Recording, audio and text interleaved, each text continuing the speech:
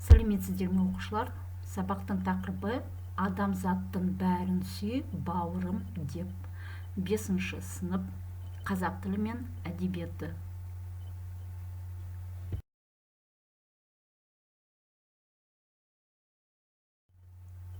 Сабақтың мақсаты тыңдалған мәтіннің негізгі мазмұнын түсіну және нақты ақпаратты анықтау, берілген сұрақты дұрыс түсініп, лайықты жауап беру, шағын диалогке қатысу. Бағалау критерийі тыңдалған мәтіннің негізгі мазмұнын түсінеді және нақты ақпаратты анықтайды, берілген сұрақты дұрыс түсінеді, лайықты жауап береді, шағын диалогке қатысады. Алдымен жаңа сөздермен танысайық. Жаңа сөздермен сөз тіркестер, сөйлемдер құрастыруға үйреніңдер.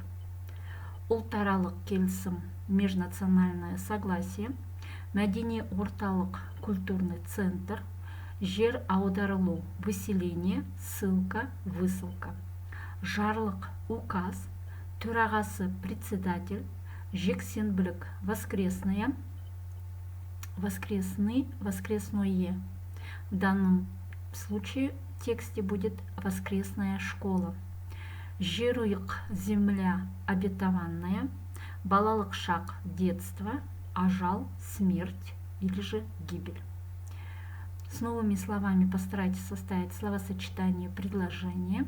Новые слова запишите в словарь. Мәтінмен танысайық. Мәтінді тыңдап, мәтін бойынша тапсырмаларды орындайсыңдар. Послушайте текст. С прослушанным текстом выполните задание по тексту. Қазақстан Республикадағы барлық ұлт бір-бірімен ынтымақтастықта өмір сүріп келеді. Қазақстан Республикасы президентінің жарлығымен 1995 жылы 1 наурызда Қазақстан халқы ассамблеясы құрылды. Ассамблеяның 350-ге жуық мүшесі бар. Оның төрағасы Қазақстан Республикасының президенті. Азербайжан, грек, шешен, поляк және тағы басқа халықтардың ұлттық мәдени орталықтарының жанында жексенбілік мектептер жұмыс істейді. Қазақстандағы көптеген ұлт өкілдерінің біздің елімізге келу тарихы Жерұйық фильмінде жақсы көрсетілген. Фильмнің режиссері Сламбек Тәуекел. Фильмнің сценарийін Сламбек Тәуекел мен Сон Лаврентий жазған. Жерұйық фильмі тарихи оқиғаға негізделген. Фильмде Сон Лаврентийдің өзінің балалық шағы бейнеленген. Фильмде өз отанынан қуғындалып, Қазақстанға жер аударылып келген кәріс, неміс, түрік, шешен, курд және тағы басқа ұлттардың ауыр жағдайы бейнеленеді.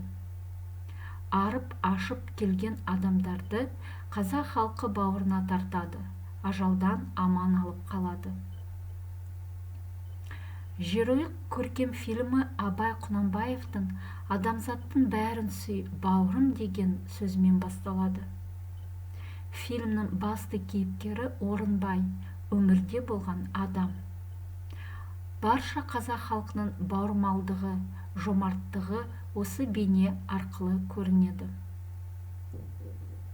Қазіргі таңда фильмде көрсетілген ұлт өкілдері бір ананың баласындай бірлікте, татулықта өмір сүріп жатыр. 1 наурыз өзге ұлт өкілдерінің қазақ халқына алғыс айту күні.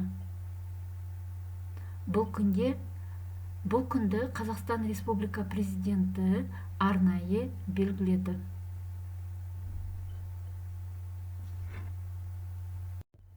Бірінші тапсырма: тыңдалған мәтіннің нақты ақпаратын анықтау үшін семантикалық кестені толтырып баяндаңдар.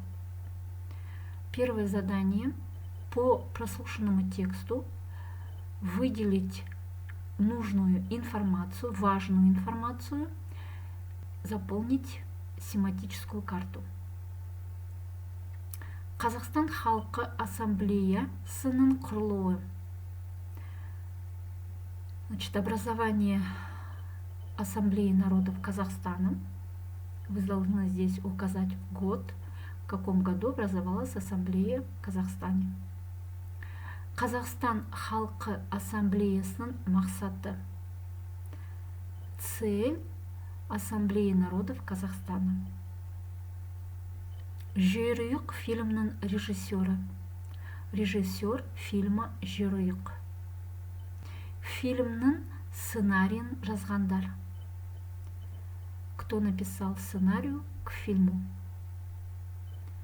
Қазақстанға жер аударылып келген ұлттар.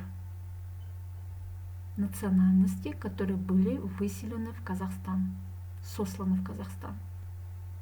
Фильмдегі басты кейіпкерлер, главные герои фильма. Ребята, заполните семантическую карту и расскажите. Екінші тапсырма, берілген сұрақты дұрыс түсініп, лайықты жауап беріп, шағын диалогке қатысыңдар.